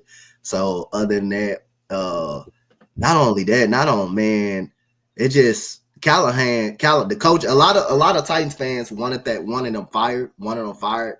But it's just a lack of competitiveness this team really didn't have. I mean, you see the way they were losing games. I mean, they were getting absolutely destroyed in a lot of these games that they lost. Teams were actually having field days on these guys. This defense was bad in the middle stretch of the season. But again, another team that don't have a quarterback. Mason Rudolph, a backup. Will Levis, a backup. As of right now, he's no starter. He's a backup. And he continues to make the same dumb decision-making that he always had in college, even when he was in college. I mean, he's a quarterback that has this big, strong arm and just continues to can't see the field well and just continues to make mistakes. Yeah, you can have a strong arm, but I mean, hey, if you can't throw it to your receivers accurately, if you can't throw it within a participation, hey, you can have that strong arm all you want to. And I think that's one thing that Will Levis does got. He has a great athleticism ability. But again, you cannot make throws in tight windows. You just cannot make the throws you need to make. And the quarterback situation and the offensive line and the left side of the offensive line was a problem for the Titans as well. So, yeah, I think, but the quarterback is the main situation for the Tennessee Titans. All right. Any other thoughts on the Titans, y'all? Are we good? No, I agree with Coach. That offensive line was awful. Yeah. All right. So we're going to the Browns, another terrible team. I thought that Deshaun Watson would be better. If they want to get Deshaun Watson ever to play like he should, which I think he re-injured himself, he's going to be out all next season anyway. So they might just move and do a quarterback, just to try to bring some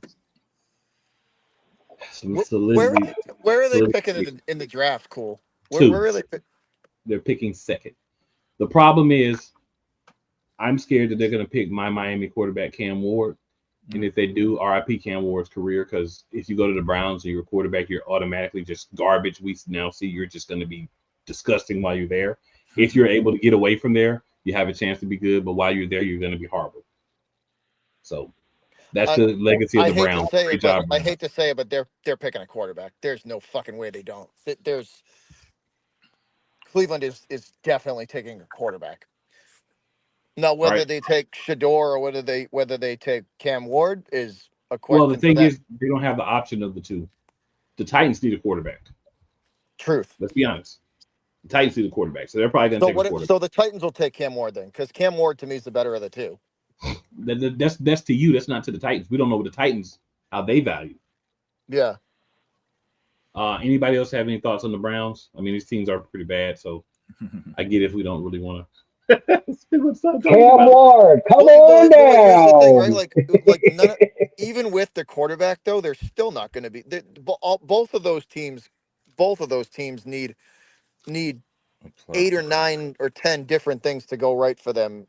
They're going to be bad next year too, even with the quarterback. Secret, sir. If you win 3 games, 4 games, 5 games in a season, you're not a good team. Yeah. And just getting a quarterback is not going to fix the problem, but you better get the quarterback because the quarterback can help mitigate some of those problems. 100%. I agree. Yep. All right, New York Giants, 3-14. It's about where I saw the Giants at. So about where I saw them at. They should be upset with themselves for winning a game and costing themselves the number 1 pick. But they did understand the assignment week 18 and got themselves back into the top 3. You may have screwed yourself out of either one of the top 2 quarterbacks that you've been looking at, though. So we'll see how that plays out. What do you say, Sid? They didn't want Shador. They didn't have to draft Shador. If they had number 1 pick, they could have drafted whoever they wanted to. I'm not giving the number 1 pick because I don't want Shador. Because you might get the 3 and he might be the only quarterback still sitting there. You don't know. Ain't that similar though? Like I say, ain't that similar to what we did? Cool. Remember when Lovie Smith won that last week game against the Colts? With the number 2 overall pick, that turned into CJ Stroud. The Giants. I'm gonna say this: the Giants will only fuck up that if they pick the wrong quarterback. If they pick the wrong quarterback, they will only mess that. That will only make the number 2 pick. That will only make the win a little more worse if they miss out on the quarterback. It just really depends on how the quarterback pans out, how the quarterback pans out for them. That's the only way you can say, hey, that's the only way we can say that they should not have won that game. They should not have won that game if the pick doesn't get right. So if you're gonna not win the last week game, you better get the right quarterback. You better just make sure you pick the right quarterback. Yeah, that's fair. That is fair. Any other thoughts on the Giants? Yeah, I would say choose wisely when you're drafting. Choose wisely, because if you make that wrong pick, you're going to make a mistake and you're going to regret it.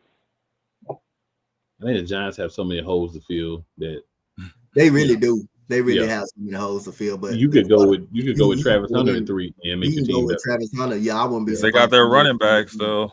They got their running. They got a running back, but a lot more than that. I think they still need a running back though. They still need. Oh man, I think it's lower on the list based on other needs, but it wouldn't hurt to at least get a number 2. if you feel he's your number one.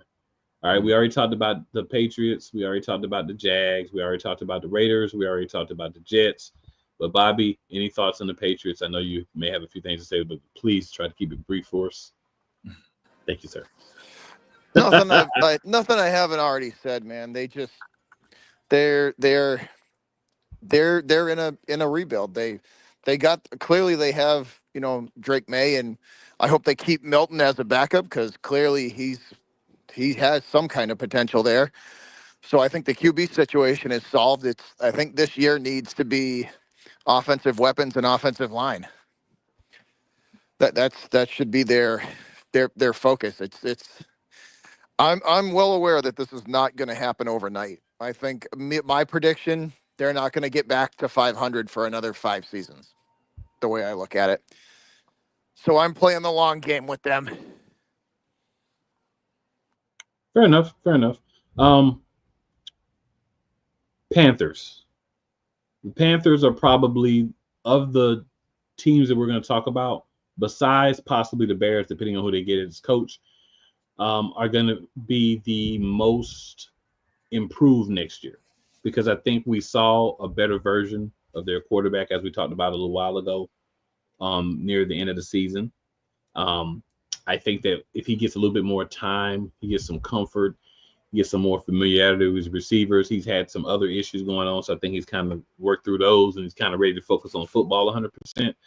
I think this is a team who will be a lot better than 5 wins, but for this past season, it was kind of rough, but you started to see that bright light in the tunnel at the end of the season. They were competing in some games, could have beat teams like the Chiefs, but just didn't quite get it done, but they're able to compete. And being able to compete, which actually is something the Giants did do as well. Something is being said for that, but the difference between it is the Giants were competing with who knows who.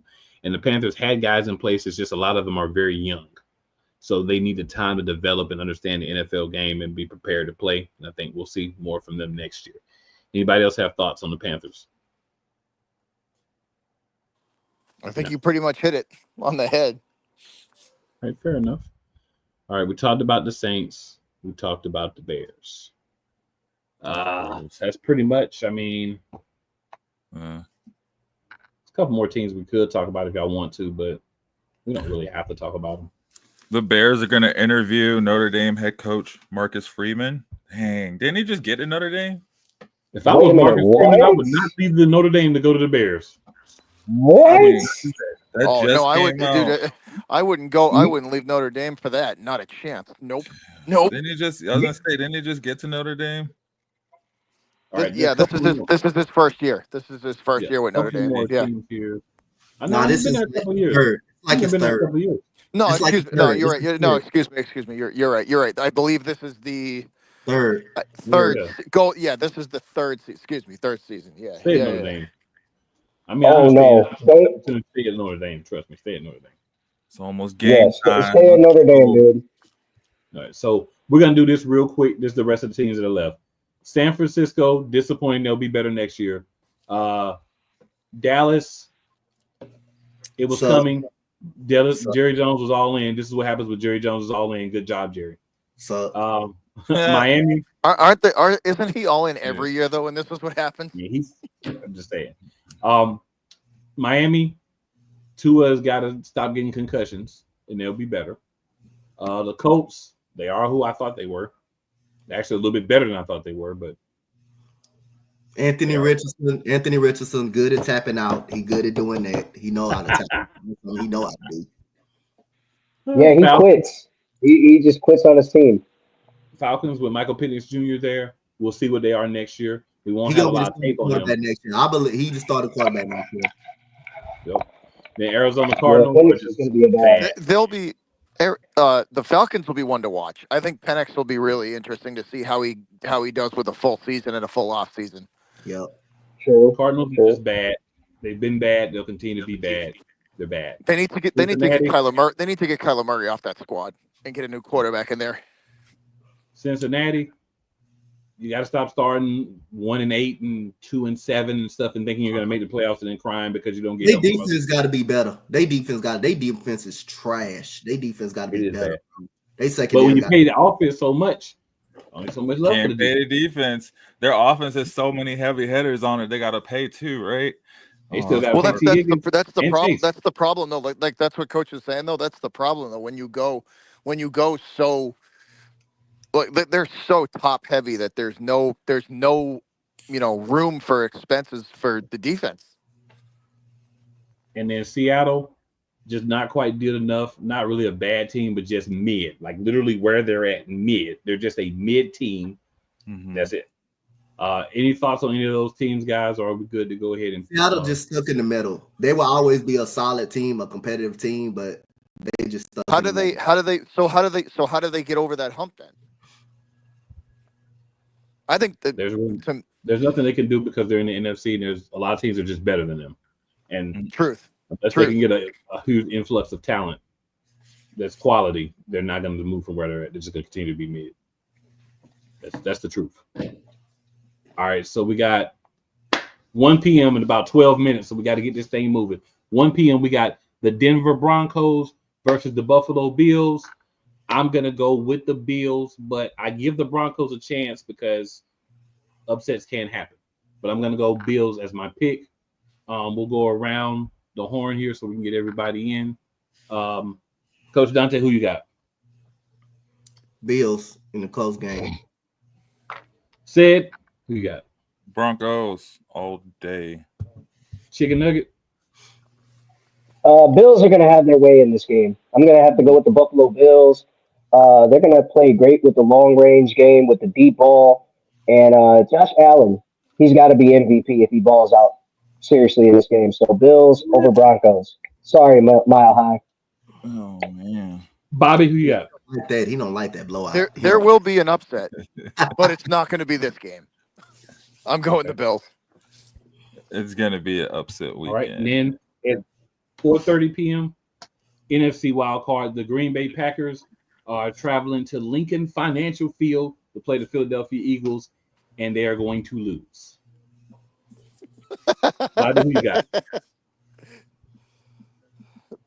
Is Jordan Love hurt? I heard something that he might not be 100%. That true? He's not 100%. Yeah.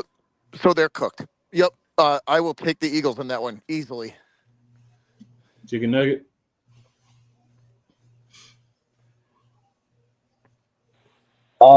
Yeah, I will have to go with the Eagles in this one. Cool, you my guy. Got to go with the Eagles over Packers. Sid, who you got? Oh man, Eagles and Packers. Yep. Is Jordan Love playing? Did we just cover that? He'll play. He He'll play. is, but he's hurt. He's not playing 100%. He's got to play. They have no chance without him. Yeah, that's true. Do they? I'm gonna go. Let's see who the Eagles got out too. I'll go Eagles. Okay, Coach. I'm gonna go Eagles. I think this game gonna be closer than what it is, but I think the Eagles gonna pull it out. I don't give a damn if Jordan Love hurt. If you can go out there and play when healthy, I'm expecting you to go out. If you can go out there and play hurt, I expect you to go out there and get the same effort. I hold that standard to any quarterback. I don't want to hear no. I feel you. No. Yeah, you can't play. Sit down. I feel you. You can play. I ain't trying to get that excuse. I feel you. All right, then tonight at 8 p.m., pretty good game, I think. We got the Commanders versus the Buccaneers. This game is going to be in Tampa Bay. I'm going to be honest with you. I'm going Commanders. I think the Commanders going to pull this out. Mm. Coach, who you got? I'm going Bucks at home. Okay. Bucks at home. But it wouldn't surprise me. If the Commanders pull it out, will not surprise me. But I'm going to take the Bucks. Yeah. Yeah. Yeah, we got the Bucks continuing to crush hearts of upstarts, right? You know, then they crushed Detroit last season, and then look what happened. So this will be that wake-up call or that welcome to the playoffs for the Commanders, and then they'll come back and they'll take the division next year. So I'm gonna go Buccaneers. All right, fair enough. Chicken Nugget. I'm gonna have to go with the beast, the absolute offensive rookie of the year, without a doubt, Jaden Daniels. Commanders over the Buccaneers. And Bobby. I'm gonna stick with Chicken Nuggets pick, and I'm going with the Commanders as well. I think Jaden Daniels and company get this done down in Tampa. All right, and then I think the most unpredictable game of the weekend is Monday, 8 p.m. We got the Vikings and the Rams. We saw what Sam Darnold did last week. The Rams, I'm going to assume we're going to get the good Rams team. So it's the only way I can make a pick. And I'm going to pick the Rams. Because if we get the good Rams team, it's going to be hard to beat them, especially after Sam Darnold dropped that egg last week. Now, he could move back and say, all right, I got it together now, we're good. But I don't know. I'm going to have to go with the Rams. If the caveat, we get the good Rams team. And we don't know yet, but I'm assuming we're going to get them. If we get the bad Ram team, the Vikings are going to drag them. Body. Oh, Rams all day. Chicken nugget. Yeah, it's Sam Darnold good. is doo-doo. Rams. Definitely got to go with the Rams because the Vikings last week, they couldn't even score a single touchdown on us, after 4 straight red zone drives. So, you got to go with the Rams at this point. Matthew Stafford still has something to prove. Puka Nacua is going to play at a high level. He's all gas out there on the field. But the Vikings, dude, they're just definitely, going to have to be one and done at this point. So, Rams. All right. Sid. Yeah, I'm gonna go with Sam, man. I gotta go with the Vikings. Okay. I don't see the Rams pulling this one off. Coach Dante. It's a tough one for me. It's a tough one, I think. It is. It really is. It depends on what Rams team you're gonna really get, man. But then, do I trust Sam Darnold? I don't. Well, not in the playoffs, you're right. I'm gonna take the Rams. I'm gonna take the Rams, but I know. But see, that's the biggest factor is like Sam Darnold. Sam Darnold in the spotlight has never, ever performed well. Ever. I trust Matthew Stafford more than I trust Sam Darnold in any big time situation. And plus, they also got a very good underrated running back, man. Kyron Williams, that dude can go, man. That underrated. Wasn't he like the leading, like the touchdown leader? Yep. He was the touchdown leader for a lot of the season. Kyron Williams can go, bro. Kyron Williams can go. That dude can run. Yeah, they do got. I mean, you can't leave Kyron Williams out because he's definitely explosive out the backfield. Mm-hmm. I mean, Aaron Jones can. Right. Aaron Jones, he can run too. Mm-hmm. I mean, yeah.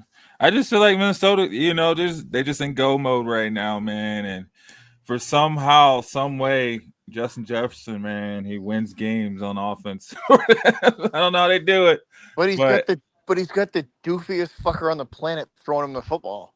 Hey, he was a first round pick. He was a top 5 pick. I don't want to talk about. Sam Darnold looks like he belongs in an episode of Curb Your Enthusiasm. Okay, Justin Jefferson screwed me in fantasy, so I don't want to talk about Justin Jefferson.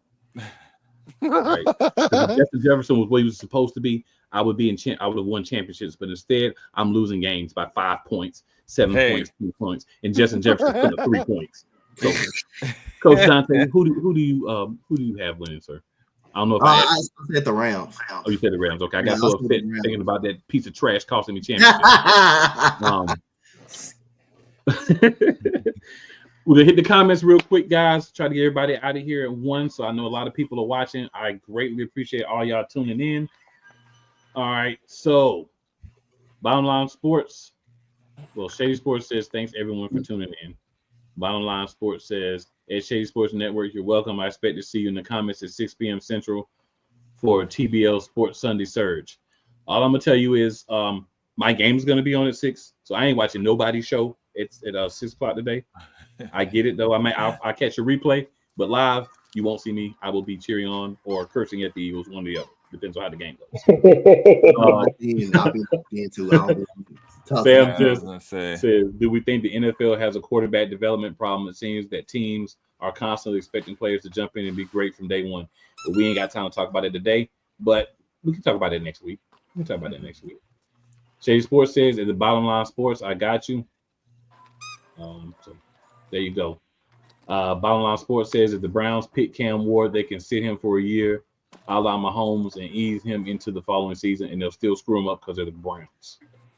But that may be helpful for the next team he runs off to once it's They gonna put him in the fire. They what other quarterback they got? They gonna throw him. Because if I'm Cam Moore and they pick me, I'm sitting there for my 4-5 years, and as soon as my 5th year is over, I refuse to sign a new contract and I'm running out the door. That's the NFL, Like it's the a quarterback fire. development league right there. The Browns, right? The Browns and the Panthers. That's where you Browns go to ain't learn. developing nobody. Scrub says the Giants have no direction and no plan. Scrub does not play. He keeps it straight to the hilt on his squad, and you can catch him with me on NFC Beast on Saturday nights for the remainder of the season. You can go back and watch all the episodes. All right, it's game time. The Bottom Line Sports says if the Giants pick anyone for Shador or Cam as their first pick, it's a mistake. But I'm good with the Giants making bad picks. Laugh out loud. Flo is a Cowboys fan, by the way, so yeah, he would not be upset if the Giants made bad picks. Sam says Giants definitely need a QB. Scrub says Giants need several miracles. That's bad when your fans feel like that about the squad. That's pretty tough. Sam says they might need an exorcism. Them and the Browns. And let's order the exorcism for the Pregame Report because I don't need my guy to go down because the Browns don't know how to use quarterbacks. Bottom line says when it's all said and done, Milton might be better than Nate. We'll see. Only time will tell that. Sam says Patriots sub 500 for 5 seasons. Dang, Bobby. That's cold, son. Dude, the Patriots are going to be sub 500 for the next, at minimum, 3 years. Hey, tell that Giants fan I got a quarterback that he can have. If you know who I'm talking about, Cool know who I'm really talking about. He don't want him. he can be. I got a quarterback. Tell him, Coach Dante. Tell him who you talking about. You can have Davis Mills. You can have him. Davis, you know that, man. You know that's your career backup over there, bro. You know Davis Mills come through when CJ Stroud go down. Davis Mills will come through for a series or two. Hey, David Mills can actually be clutch. He can definitely be clutch for you. Davis Mills. Let's not hold it up. Hey, Davis Mills go hang around as long as he can in that career replacement, man. He'll come through for 1 or 2 series when you need him and go sit down, won't say nothing. Hey, right, you know, I would take Davis Mills as a backup, bro. He come through. He don't have a backup. Oh, as a starter, he can't. You know, he never developed right. You know what I mean? Like he was like that missing link, right? At least he got his experience as a starter, though. Huh? Yeah. All right. Sam says third college coach to be requested, not counting David Shaw, who is currently with the Broncos. Oh, you're talking about Notre Dame coach? Talking about Marcus Freeman. Yeah. Marcus Freeman don't do it. Consider. The Flo says Cowboys are going to run it back with Mike McCarthy. Why? Because we don't want Jerry to do that. Hey, you got some honest things. You got to respect when people get on and talk honestly about their team, good or bad. You got to respect that. Yeah. Sam said it's just kind of crazy to see teams interviewing coaches from Notre Dame, Iowa, and Maryland. Just not the schools I would have expected. But after you see the way the season is going, it makes more sense because some of these CFP changed everything. Playoffs changed the whole outlook on college football. Yeah. Let me tell you, man. Like, that's why it's crazy. Coaches even interviewing for the NFL. They're like, we make the same money. Maybe better. Flo says Micah said we're going to the Super Bowl next season. Laugh out loud. I like the confidence though. If we can stay relatively healthy on defense, we can make some noise. Who? Commanders. Broncos. He's a Broncos fan. Sam says, Broncos are going to the Super Bowl next season. Not Broncos, Cowboys. I was looking at the next comment. He's a Cowboys fan. Sam says, let's go Broncos. Oh, that was me. Oh, wait. Which one was that? Game time? The Bottom Line Sports says, if the Broncos win, I won't be able to stand hot take Jake. I think I'll be sick. Yeah, he's got a Broncos guy that let's go. Will be very hard. Ain't nobody gonna be able to stand Broncos fans if the Broncos win. Flo also says Eagles win, but I don't mind Eagles being heartbroken. Laugh out loud. Dang. I respect it. I feel the same about you every year. Flo says my wife agrees with me. Bucks win. I went against her with the Texans and I regret it. Hey, keep going against the Texans. Hey, thank you so much. If she didn't pick the Texans, she was wrong. If she picked the Texans, she was right. Who's picking the Chargers? I know somebody else who picked the Texans last night on NFC Beats before the game. I know somebody else. Who that person cool? Hey, well, I know you did, but you weren't on. I know you would pick them. no, I'll be locked in. I'll be locked in at that point. Yeah. Sam says Rams are not winning this game. Sam, if they come out playing the way they should play all the time, they got a chance. Will they? That's what we don't know. We don't know that.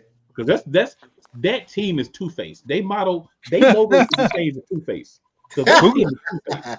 You know Puka go get his though. That's the thing. At the end Not of all the the time, because I had Puka as well, and Puka had getting 1 point, 3 points, and I was losing because him and Justin Jefferson, who I both had, sucked. See, fantasy changed how you look at these players.